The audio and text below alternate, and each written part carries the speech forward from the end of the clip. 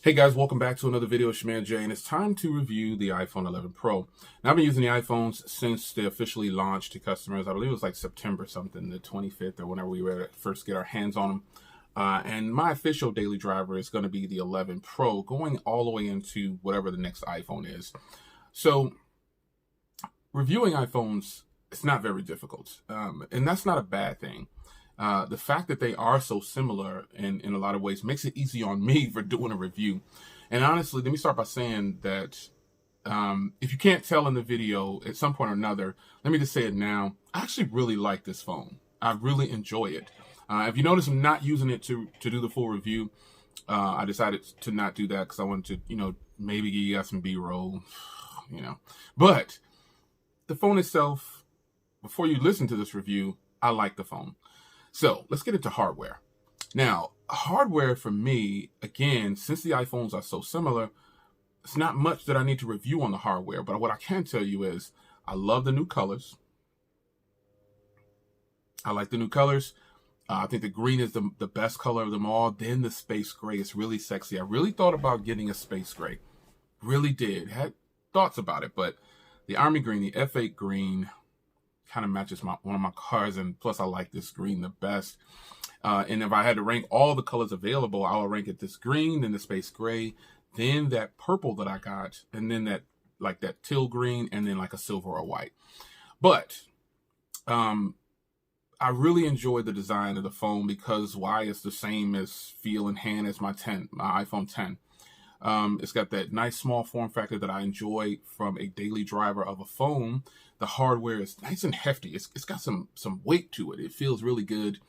And it just feels really nice. I took my skin off because it was peeling on the corners, and I have another skin anyway. I'm going to throw that one on. But I really enjoyed not using a case with phones. But when I do go outside, I do put a case on phones.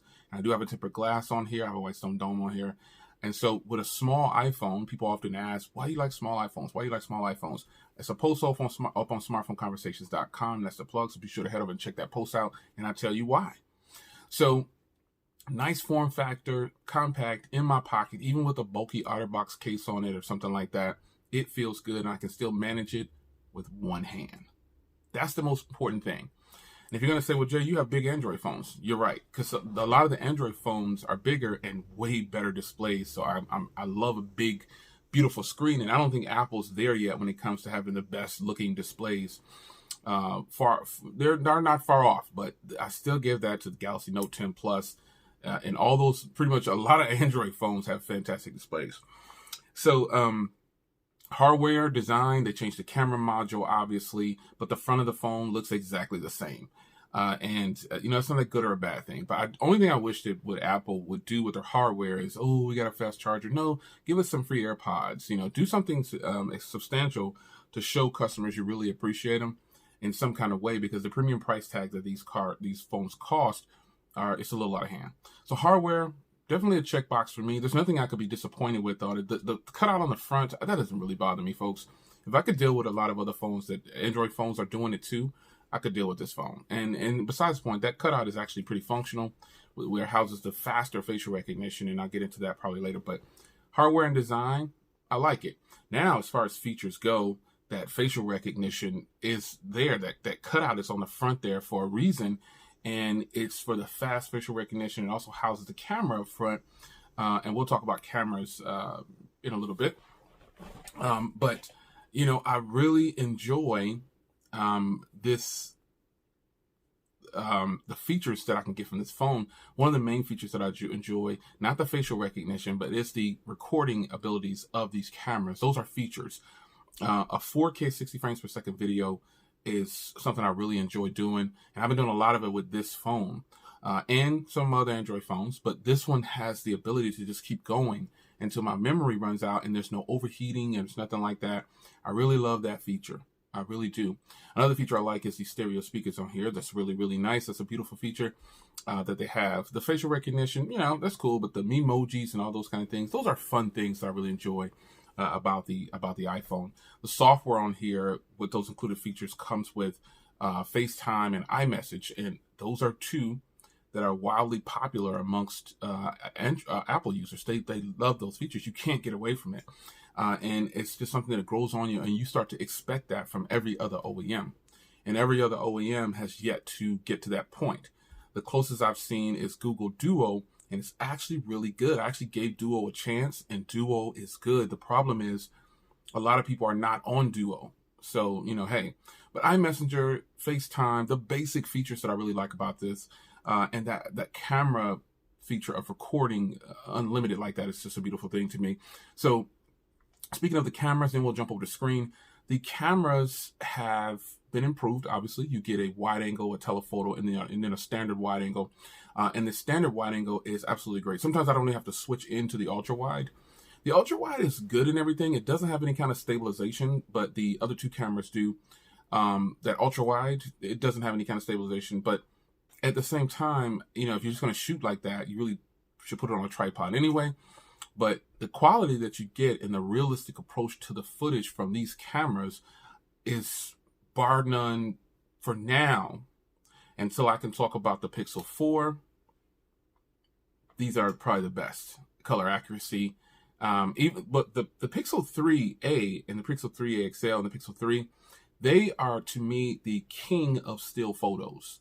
I mean, and video's not bad either, but still shots, portraits, I give that, the Pixel will always be king to me. Even the previous year's model, to me, is better than this phone for portraits.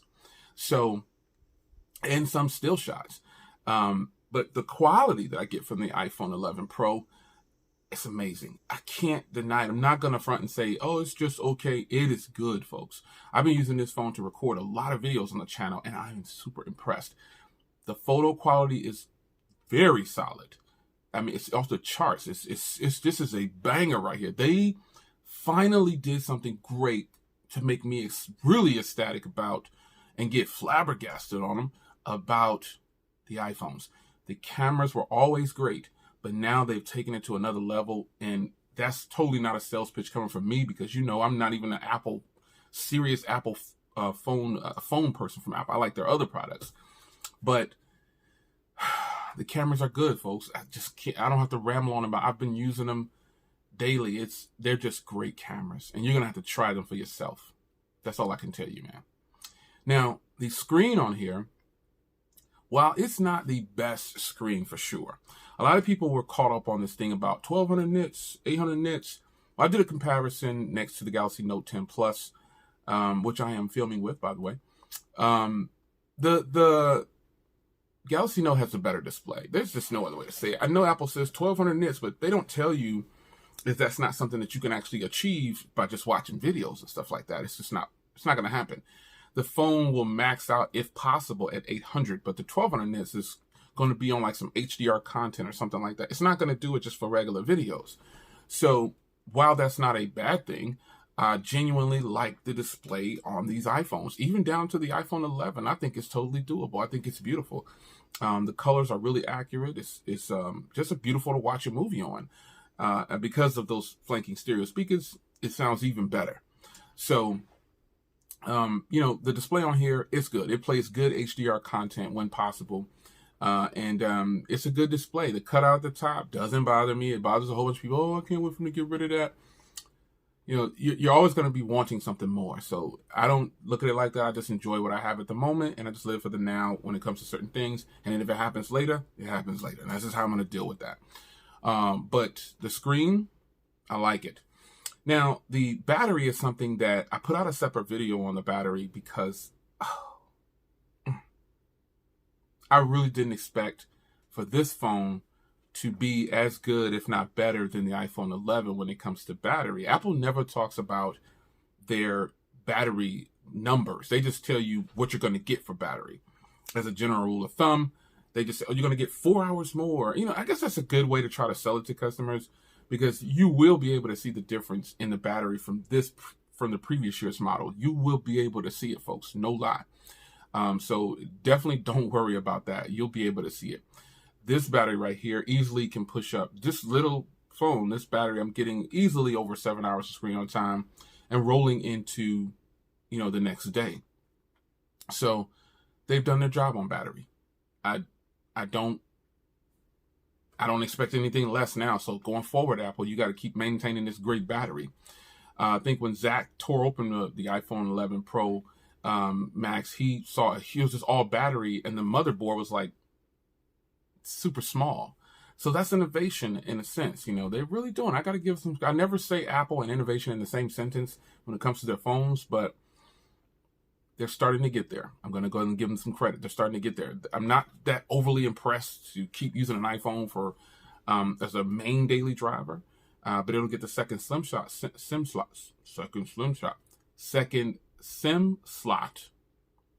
at one point when I move on to the next phone that I need to review.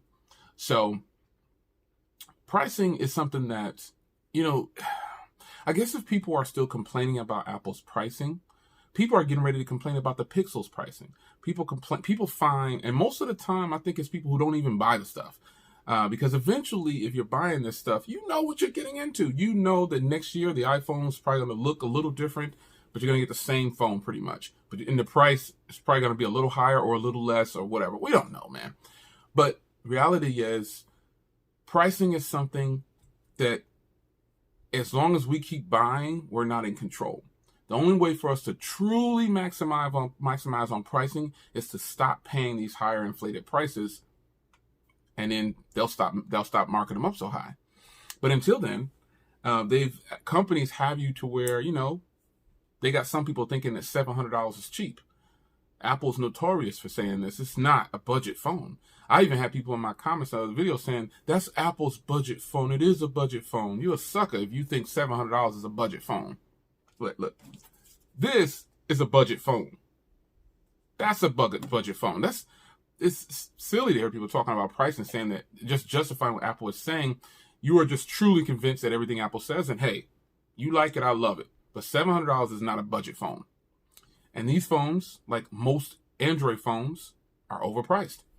But most people say, well, you know, Apple's resale value. Well, there's a lot of people out there that have iPhones that don't plan on reselling them. They just keep them, you know what I'm saying? And that's just what it is. But again, they know what they're getting into. And a lot of people aren't paying full cost. I pay full cost for my phones. And that's a personal choice. I could go ahead and finance phones on carriers, but I just don't want to do that. I choose not to do it. That's me. But you do that if that's the way you want to roll. And I respect you for doing that because you got the better deal. You know, you're not. You might be getting some kind of promos or something, or you're not coming out of pocket the full $1,200 or whatever I'm paying for these phones. You're smart. Finance them if you want to. I choose to not owe I don't want to owe people money if I don't have to. I want to just get rid of it. And plus, I like to live the unlocked life. And all of the iPhones I have are unlocked. So that's a personal choice. And you decide what you want to pay for a phone. But I've said it a million times. All these phones are not just Apple phones. These phones are just not priced correctly. We deserve a lot lower price. But with that being said, the iPhone gets a pass. It's a great option for people on the market. And I think that Apple has put more, nails in the head of this one than they've done on any other iPhones, and which means something because every year they're doing some little thing just to make it a little bit better and to keep you there. So, I applaud Apple, for doing, the iPhone 11 Pro, Pro Max, and the 11. I think they're all good iPhones, but, in the end, I'm going to recommend that you don't do what I do what I say. And I would recommend that you just go ahead and get the 11, and you have 6 color options, not 4. And you've got some really nice color options.